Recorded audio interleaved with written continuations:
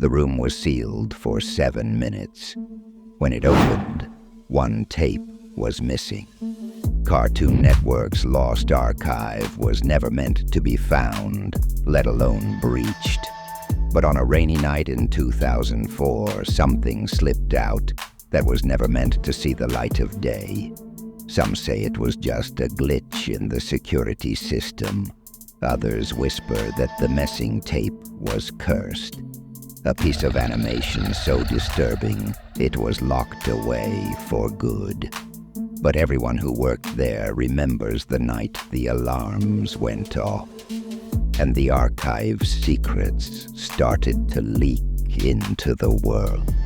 The night the tape went missing, the Cartoon Network headquarters was nearly empty. Most of the staff had gone home, leaving only a skeleton crew of security and a handful of animators working late on deadlines. The lost archive, officially called the Deep Storage Room, was buried 2 floors below ground, behind a heavy steel door with a keypad lock and a camera that fed directly to the head of security's office. No one went in alone, and no one stayed long.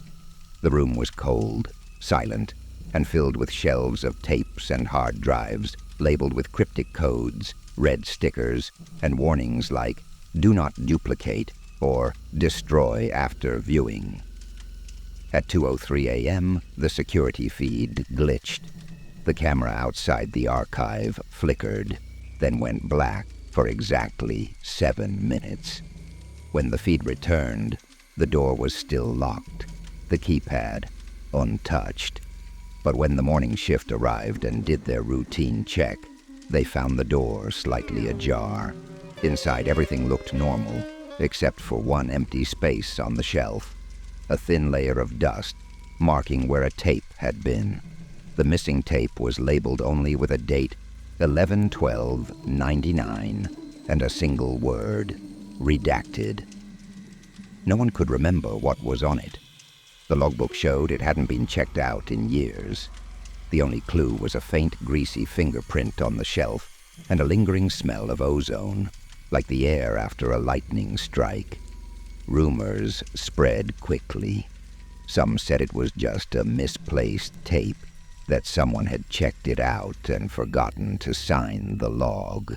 Others whispered that the tape was cursed, that it contained footage so disturbing it had been locked away since the network's early days. A few old-timers remembered stories about a pilot episode that was pulled before it ever aired, an animation so strange and unsettling that the studio heads ordered every copy destroyed. The head of security reviewed the footage from every camera in the building. No one had entered or left the archive during the blackout. The only thing the cameras caught was a flicker of movement, a shadow passing across the far wall, too quick and too vague to identify. The IT team checked the logs and found nothing unusual, except for a spike in static on the audio feed, a low hum that lasted exactly 7 minutes. That morning, the animators who worked late started to talk. One said he'd heard footsteps in the hallway outside the archive, even though he knew he was alone. Another swore she saw a light flicker under the door, like someone was watching TV in the dark. A third said he'd had a nightmare about a cartoon character with no face, standing in the archive, holding a tape and whispering, "Watch this." The next day, the building felt different. The air was heavy, and the usual background noise of laughter and music seemed muted, as if the walls themselves were holding their breath. The missing tape became the only thing anyone could talk about, though no one dared mention it too loudly. Some of the older staff started sharing stories about the early days of Cartoon Network, when the channel was still finding its identity and the rules were looser, the experiments wilder. One animator, who'd been there since the beginning, finally spoke up. He remembered the tape. It was a test reel, he said, voice low. A mashup of unfinished pilots, rejected shorts, and something else. Something that didn't fit. We called it the Splice. It was supposed to be destroyed, but someone must have kept a copy. He wouldn't say more, but his hands shook as he spoke. That night, a new rumor started to spread. Someone claimed to have found a USB drive in the break room, tucked behind the coffee machine. The drive was unmarked, but when plugged in, it contained a single video file, archive 111299.mp4. The file was only 7 minutes long.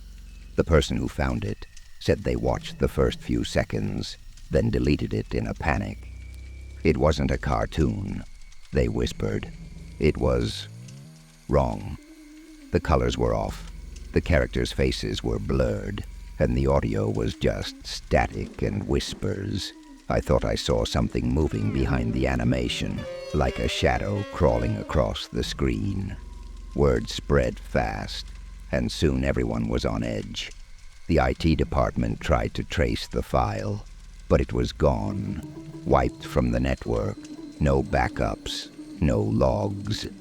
The only evidence it ever existed was a faint, lingering hum in the speakers of the break room computer.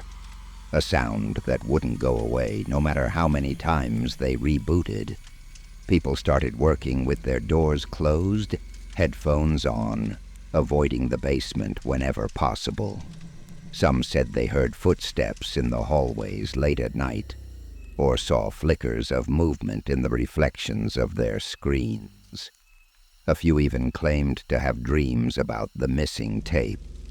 Dreams where they wandered endless corridors lined with shelves of tapes, each one labeled with a date and a warning, each one humming with static. The head of security ordered a full inventory of the archive. Every tape, every hard drive, every reel was checked and logged. Nothing else was missing, but the empty space on the shelf remained, a silent reminder that something had slipped out. The steel door was repaired, the keypad reset, and a new camera was installed. But the feeling of unease never left. Some say the missing tape is still out there, waiting to be found. Others believe it was never really a tape at all, but something that needed to escape, something that used the archive as a doorway. And every so often, late at night, someone will hear a faint hum in the walls and wonder if the archive is truly sealed, or if something is still watching, waiting for the next 7 minutes to pass. I wish I could say the story ended there, that the missing tape was just a glitch in the system or a forgotten piece of network history. But the truth is, the legend only grew. Over the next few weeks, strange things started happening around the building. Lights would flicker in the hallways, even after the electricians checked the wiring. The elevator to the basement would stop on the archive floor, doors opening to darkness, even when no one had pressed the button. People began to avoid the basement altogether. The bravest interns, dared by their friends, would sneak down to the archive door and press their ears against the cold metal. Some said they heard faint music, warped and slow, like a cartoon theme song played backward. Others claimed to hear voices, sometimes laughing, sometimes crying, sometimes whispering their names. One night, a janitor working late found a stack of old storyboards scattered in the hallway outside the archive. The drawings were rough, the ink smudged, but the characters were familiar. Bugs Bunny, Dexter, Courage, and others. But their faces were wrong. Eyes too wide, mouths twisted in silent screams, bodies bent at impossible angles. On the back of each storyboard was a single word, written in shaky handwriting: return. The janitor turned the storyboards into security, but by morning they were gone. The only thing left was a faint outline on the floor, as if the papers had burned away in the night. After that, the rumors got worse. Some people said they saw shadows moving in the corners of their vision, or caught glimpses of cartoon characters in the reflections of windows and computer screens. A few even claimed to have received emails from old, deactivated network accounts, each one containing a single attachment, a corrupted image file, always named 7minutes.jpg. The head of security tried to reassure everyone, insisting that the archive was secure and that the missing tape was just a myth. But no one really believed him. The empty space on the shelf became a kind of shrine, a place people would visit on dares, leaving behind little offerings, an old pencil, a sticky note, a piece of candy, anything to appease whatever might be lurking in the dark. Some nights, the hum in the walls would return, louder than before. People would gather in the break room, pretending not to notice the sound, but everyone would glance at the clock, counting down the minutes until it stopped. And every time, when the hum finally faded, someone would check the archive, just to make sure the door was still locked, the shelves still full, except for that one empty space. Now, years later, the story of the missing tape is still told to new hires, a warning and a rite of passage. Some laugh it off, others take it seriously, but everyone knows to stay away from the archive after dark, because the room was sealed for 7 minutes, and when it opened, one tape was missing. No one knows what was on it, but everyone agrees. Whatever escaped that night, it's still out there, waiting to be found. I still get messages from people who stumble across the legend for the first time. They always start the same way: curiosity, a little skepticism, maybe even a joke about how a Cartoon Network could have a haunted tape. But after a while, the tone changes. They ask if I've ever really seen the archive, if the dreams ever stop, if the feeling of being watched ever goes away. I never know what to tell them. I want to say it's all just a story, that it can't hurt you if you don't believe in it. But I know better. Sometimes I wonder if the missing tape is more than just a lost piece of animation. Maybe it's a kind of test, a way to see who's willing to look too closely, to dig too deep. Maybe it's a warning, a reminder that some things are meant to stay hidden. Or maybe it's just a story that got out of control, spreading from one person to the next, growing darker and more twisted with every retelling. But every so often I'll hear from someone who claims they've found a clue, an old VHS tape, a corrupted file, a link that only works once before disappearing forever. They always say the same thing. The footage is worse than they imagined. The colors are wrong, the sounds are distorted, and the characters' faces haunt their dreams for weeks afterward. Some say they can't watch Cartoon Network anymore, that the logo makes them uneasy. Others say they hear a faint hum or cartoon laughter when they turn off the TV at night. I try not to think about it too much. I keep my lights on, my curtains closed, and my TV unplugged when I'm not using it. I avoid lost media forums, and I don't go looking for stories about cursed episodes. But the legend of the missing tape is always there, waiting in the background, a shadow at the edge of my vision. If you're reading this, maybe you're curious too. Maybe you think it's just a story, something to laugh about with your friends. But if you ever find yourself alone at night, with the sound of static in your ears and the feeling that someone is watching you from the dark, remember what I've told you. Some tapes are better left lost. Some stories are better left untold.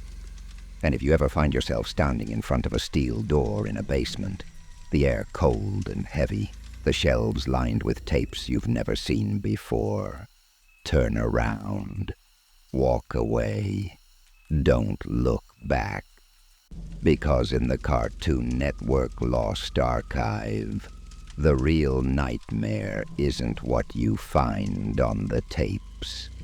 It's what follows you when you leave. I wish I could say there's a way to break the spell, to shake off the feeling that the Cartoon Network Lost Archive leaves behind. But the truth is, once you know the story, it's hard to forget. It lingers in the quiet moments, in the flicker of a screen, in the uneasy silence that settles just before you fall asleep. I've learned to live with it, to keep my distance from old cartoons and lost media. But the memory is always there, waiting. Sometimes I'll catch myself glancing at the TV, half expecting to see a flash of static or a character I don't recognize staring back at me.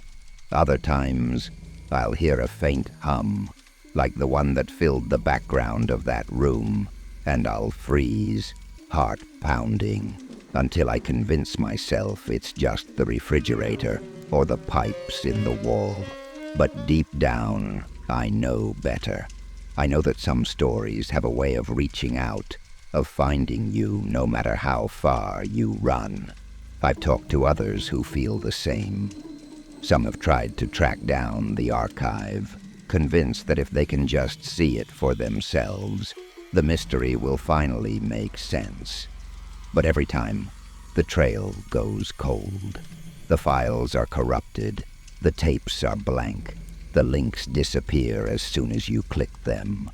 It's as if the archive doesn't want to be found, or maybe as if it's waiting for the right person to find it.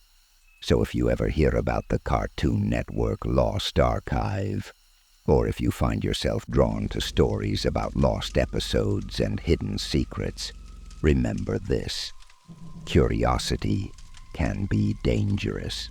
Some things are better left alone, no matter how tempting they seem. And if you ever see a steel door at the end of a hallway, a faded sticker, and shelves lined with tapes you can't identify, don't look too closely. Don't listen to the hum. Don't try to remember the details, because some episodes aren't just stories. Some archives are warnings, and some nightmares, once they find you, never really let you go. So turn off the TV, close your laptop, and let the story fade. Trust me, there are some secrets you don't want to uncover, and the Cartoon Network Lost Archive is one of them.